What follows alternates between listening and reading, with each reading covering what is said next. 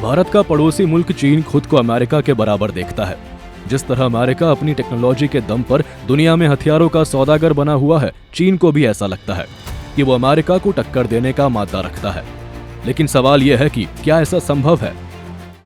क्या दुनिया चीनी माल पर भरोसा कर सकती है?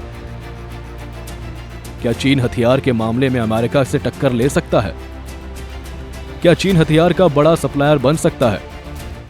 तो इसका जवाब दुनिया को भारत से मिल गया है। चीनी हथियार और पैसों के दम पर भारत से टकराने की गलती करने वाला पाकिस्तान महज 4 दिन में घुटनों पर आ गया। ऑपरेशन सिंदूर के दौरान पाकिस्तान ने चीनी मिसाइल PL-15E से भारत पर हमला किया था, जिसे भारत के एयर डिफेंस सिस्टम ने हवा में ही नष्ट कर दिया और मलबा पंजाब के होशियारपुर जिले में एक खेत से मिला है। As you all are well aware, this robust AD system comprises of a large variety of multi-layered AD sensors and weapon systems, from point defense weapons like the low-level air defense guns, shoulder-fired manpads, and short-range surface-to-air missiles or SAMs, to area defense weapons like the air defense fighters and longer-range surface-to-air missiles within our inventory. Additionally, the numerous waves of drones and unmanned combat aerial vehicles employed by Pakistan were also thwarted by the indigenously developed soft and hard kill counter-US systems and the well-trained Indian air defense personnel. All this was brought together as an efficient and effective AD environment by the Integrated Air Command and Control System, or the ISCCS of the Indian Air Force, which accords us the net-centric operational capability which is vital to modern days war fighting.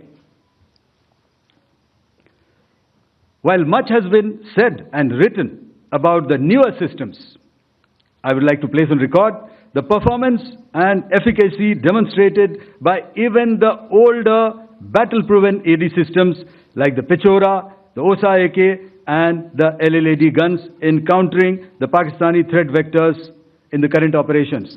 They were all modern generations, but these battle-proven systems stood the test of time and took them on head-on. Another highlight has been the stellar performance of the indigenous air defense weapon system like the Akash system.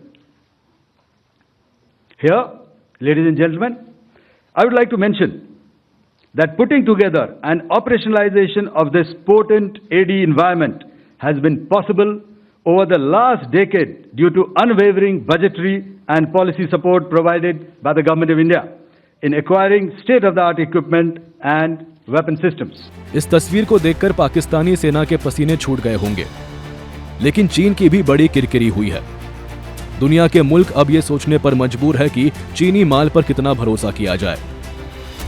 Bharat में चीनी missile PL-15E का ये हश्र देखकर दुनिया की बड़ी शक्तियां America, Britain, Australia, Canada, New Zealand, France और जापान ने भारत से इस मिसाइल के मलबे की डिमांड की है।